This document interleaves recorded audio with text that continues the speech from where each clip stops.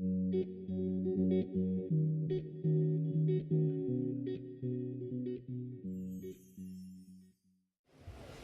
folks. Yeah, what a privilege.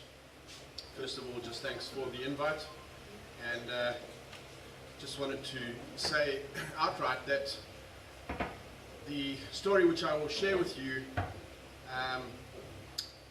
is a personal story, and it really relates to my involvement in initiating and running the small-scale ostrich farmer program in the Petty District, which we started about in 2002, in fact, so some years ago. And again, I just want to make no apologies for the fact that I'm coming across in this talk as a Christian and with a Christian mindset and a Christian value. So a lot of what we did and how we did it related to the fact that we were guided by principles, Christian principles, biblical principles. So, so that's who I am, and the story relates to that. Firstly, just want to kick off by saying that I started out, we're originally from Zimbabwe, farmers in Zim for many years. In fact, I'm a fourth generation Zimbabwean, and in 2002 we had the land invasions, and we lost absolutely everything that we had owned, that we had bought, that we had inherited. I was beaten up personally. I was beaten up twice. The first time, a mob grabbed me and tried to drag me and throw me down an old abandoned well. They beat me up, pulled my clothes off, and tried basically to murder me. I managed to escape by the grace of God, and I really started to question what is the good of everything that we've been doing. When you get into the tough times like that, it really becomes difficult to try and think rationally. And for me specifically, my thinking was, well, what about my family? What about my kids? What do we do? It then progressed and it escalated, got a whole lot worse, and we had people arrive with guns, shot our dogs, and then beat me up with pick handles and try to kill me. And basically, we had about 6 hours to load everything we could load into our vehicles and leave. I was severely assaulted, very close to death. I managed to make it to hospital and we recovered. And that point, which in many ways was a low point in my life, began a journey which really turned my life around. And that's pretty much where I want to start my story and sharing with you. And it starts off with my journey to the police station to go and lay charges against these people who had injured me. And while I was driving, I felt the Lord say to me, because I was praying, saying, Lord, what is going on? How is this possible? And the Lord said to me, love your enemies. Pray for those who persecute you. Which was a very, very difficult thing for me to actually comprehend and deal with at that time, because I was fuming. I was violated. We had everything that we owned robbed. We had nothing. We left Zim in a bakkie with our couple of dogs that had survived, with only the possessions that we could load in the vehicle. And it's very easy to become bitter. It's very easy to live an angry life. And God challenged me there, and He said to me, as I have forgiven you, forgive those who have harmed you. And it took me about 2 weeks, but I realized that I had been forgiven a far greater debt, and that it was my duty to forgive those who had harmed me and had taken everything that I owned. And as impossible as that might sound to you, that's what I did. I went physically, I went and dropped the charges at the police station, and then I went, challenged by the Lord. The Lord said to me, now that's not enough. Go and face the man who had beaten you and tell him that you forgive him. And that's what I did. I went and faced Mr. Rex Donzai and his crew. Korean-trained communists, people who didn't believe in God, people who didn't have any sense of value of human life. And I went and faced him, and I said to him, Rex, one day you will face God, but I want to tell you that I forgive you, and and I don't hold against you what you've done to me, and I release you. I let you go. And an amazing thing happened for me there, because it took a lot of obedience for me to do that and actually extend that forgiveness. But the incredible result was that I was freed. I was freed to leave, move on, start a new life. We moved into Salem in October 2002, and immediately I got in my vehicle, I drove down to Petty, in the rural areas of Petty, and I stopped at the first village, and I said, guys, I'd like to start a project with you guys. It's not government funded, it's not for fame or fortune, it's just an effort to work together with you, primarily to prove to myself that the forgiveness that had been extended to me was real. And so I stepped out into that rural community in Petty, where there is not a white man anywhere. And in 2002 we began, the end of 2002, having lost everything in Zim, we came here, and by the grace of God we started a program with small-scale ostrich farmers. And we started with 12 farmers. I basically engaged the community leadership. I didn't have any backing, I didn't even know any people. We just walked into the rural village and I said, are there any people here who would like to get involved in a project? At the time I was the CEO, I had managed to get a job as a CEO of a company based in the Western Cape, running an ostrich farm, ostrich breeder operation. And so we managed to get ostrich chicks, and we farmed these ostrich chicks out to small-scale farmers in Petty. It was an inspirational journey, and it basically lasted about 13 years of time, where, having started the program with 12 farmers, with a lot of people saying it won't work, it can't work, these people are not educated enough, it can't work in South Africa. There were a whole lot of negative aspects being thrown at me as to why it couldn't work. But I knew the change that God had done in me, and I knew that by reaching out to others, simply to extend an opportunity, and simply to inspire and to encourage. Because empowerment is never just an opportunity, it's also encouragement and inspiration. And we need to inspire others. We need to step in and engage with others, and we need to build. So we went into Petty, a place where pretty much there is no economic activity, a place where people were dumped during the apartheid era, where a lot of hatred and a lot of discontent existed. And for the 13 years that I worked in that Petty district, where I drove in there every single day, I was never ever threatened once. I never suffered any harm once. I was helped on several occasions by many, many different people. And I built some of the most incredible relationships with people whose language I couldn't even speak at that time. But I started to speak Xhosa, you're thrown in at the deep end, and so you start to learn. And I basically started the whole thing by saying, Lord, what have I got? I don't have much. We've got a business in the Western Cape that supplies ostriches. It represents a value chain. And so we wanted to take a part of this value chain and look at it and say, well, if we have a value chain, where in this value chain do different people fit? And the question comes up, is everybody an accountant? Well, clearly not. Is everybody a farmer? Well, clearly not. The fact is that we all have a different niche. We all have a place that we fit into in a value chain. But the value chain represents an economy which can self-sustain and which can generate business and economy and enterprise within rural communities, and it can give us a sense of real purpose and a sense of real community. So the value chain for me in my approach towards empowerment business very strongly is that we need to find robust business models on which to build empowerment models, not continuous handouts. Okay? Continuous handouts simply foster an attitude of reliance and dependence, where business models require accountability and responsibility, and their need for us to be fair and to facilitate. So that's where I got involved with the Ostrich Project. So I initiated the thing.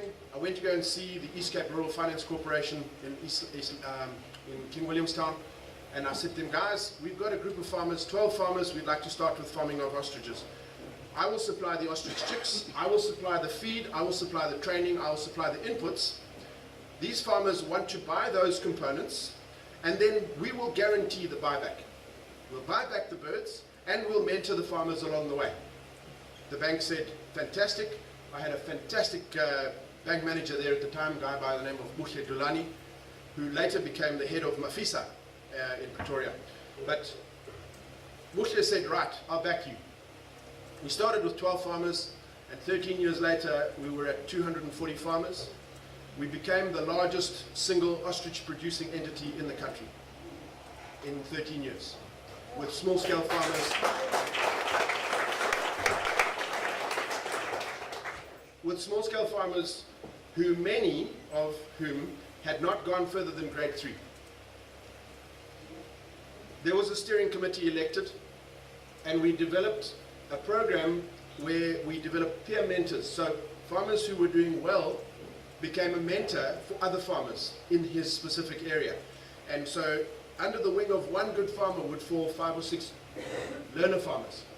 And you'll see from the photographs, we developed a barren landscape into a thriving ostrich industry. We started off again, as I say, with about 1,200 birds, 12 farmers, and we went eventually to about just under 20,000 birds, 20,000 slaughter birds in the ostrich industry. Now, for those of you that know the ostrich industry at all, you'll know that 20,000 birds requires an abattoir, it requires a deboning plant, it requires, you can't just flood the market with that number of birds, okay? So the process, during the process of that 13 years, 12 and a half, 13 years, together with those farmers, we built an abattoir, we built a deboning plant that are internationally accredited in Grahamstown.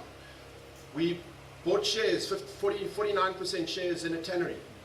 And together with the steering committee of those farmers, we developed what was known as IMPEC. IMPEC was the Integrated Meat Processors of the Eastern Cape. We had a deboning plant in Grahamstown, and we were funded, the infrastructure was funded by Land Bank and backed by Land Bank. But at the end of the day, we had a fantastic program that lasted and stood the test of time over 13 years, with all the ups and downs within the exchange rate and the general issues that face the agricultural industry.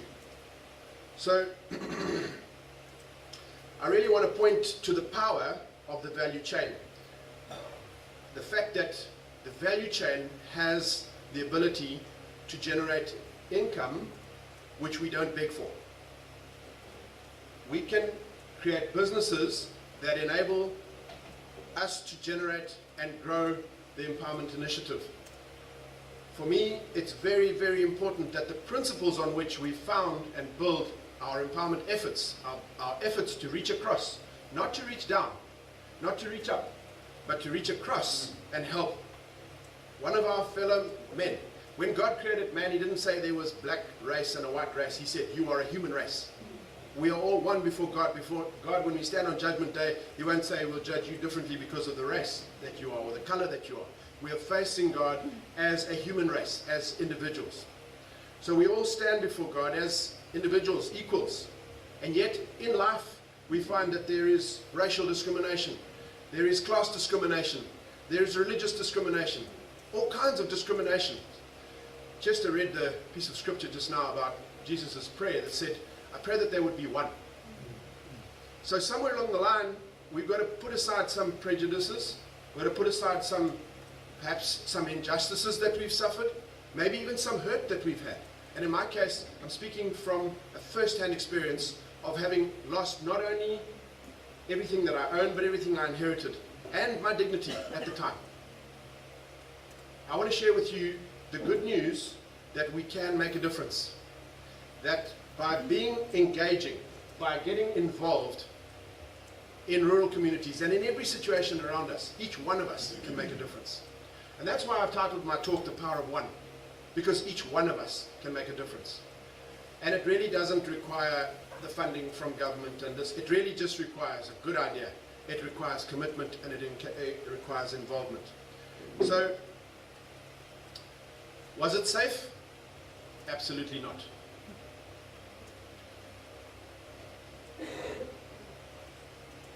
Was it worthwhile? Absolutely. So I want to just share from that 12 years of experience. Simon, how much time have I got left there? Some good news stories during the time. I met right in the beginning of the program an alcoholic lying under the tree in Pedi there, a guy by the name of Tembisile Klaas.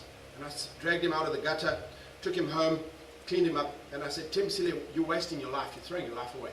Can't we do something? Can't we do something? He said, what is my life worth? I'm worth nothing. I'm an outcast. He had a big slice across his face. He'd been chopped with a panga. And to cut a long story short, within 13 years, that man became an employer in the community. He became a leader in the community. He became someone who was respected. He bought his own twin cab from his own money, built his own 7-roomed house, employing people from the community. And he did it all with dignity. For me, empowerment very strongly is about restoring dignity. It's about undoing the injustices of the past that undid dignity, that robbed people of dignity. So the problem is that often when we are engaged in that process, that somehow it infers that we are superior and that we're reaching down. Or, on the other hand, that the other person is inferior and needs to reach up. But actually, maybe that person doesn't need help as much as he needs inspiration. Maybe he doesn't need our condescension. Maybe he needs us to be empathetic, to identify with him. The number of times when I arrived there, we're farming with ostriches, and Vusumzi Pinyana says to me, I'm sorry, I can't attend the meeting. My mother is very ill, and I need to go and see her. So we stop the meeting, and we go into his house and pay attention to his mom, and spend some time in prayer. The relationships that I built there are life-lasting, and absolutely have made an impact on my life. We can overcome obstacles, we can overcome injustice, we can overcome hurt, and we can do good. All right? I stood outside of Vusumzi's house that day after we'd prayed for his mom and had a look at the view that he had from his house. He was on the edge of the Fish River Valley, overlooking the sprawling, winding Fish River with a view that many would pay millions of rands for. And he was living, some would say, in abject poverty. And yet, Vusumzi in himself was a rich man. And he knew it. And he wasn't ashamed of it. He liked his home. He liked living where he was living. And for me to feel like I needed to change him or change that, maybe that was wrong. I needed to understand him, yes. I needed to identify with him, yes. I needed to step and walk alongside with him, yes. But for me to change him, maybe not. To give him opportunity, perhaps. To inspire him, definitely. To encourage him, definitely. To pray for him, definitely. At the end of the day, every one of us has an appointment with God. And if we live this life chasing pleasures and riches and just amassing things, and we lose our soul, then the scripture that we hear about where Jesus says, what does it profit a man to gain the whole world and lose his soul, really needs to apply. What are we living for? What is the purpose of our living? Is it just to amass things? Is it for power? Is it for politics? What are we living for? For me, our lives mean so much more when we put those things aside. When we drive for things that are meaningful, when we engage with each other, with other people. When we're in the lift, do we stand silently? Or do we engage with the person next door? So, Simon, your time's running too fast here.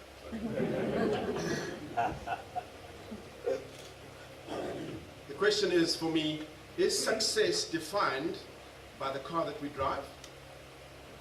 Melumzi Pinyana had a different definition of success for me, and it really inspired me. For us to get involved in communities where, yes, we built up an enterprise, it went well, And I always think back to that saying, I think you've seen it on TV, it says, what could go wrong? Okay? What could go wrong? Fantastic program, fantastic project. Well, what happened was BEE stepped in. Corporate company from Oudtshoorn came in and said, right, we will fund this thing, we want the BEE points. From there, the project failed. They pushed me aside, they kicked me out, underestimated the value of the relationships that we had built with the community leaders.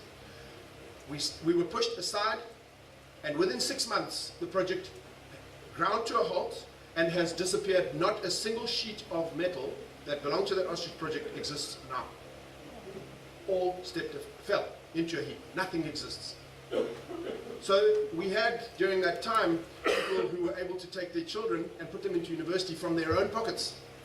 BEE steps in where no relationships exist and where an agenda exists, and suddenly the whole program falls flat on its face because relationships are thrown aside. So my encouragement to you today is, let us empower every single one of us. Let us empower not by being condescending, but by building relationships, by reaching across and engaging with each other. Thank you.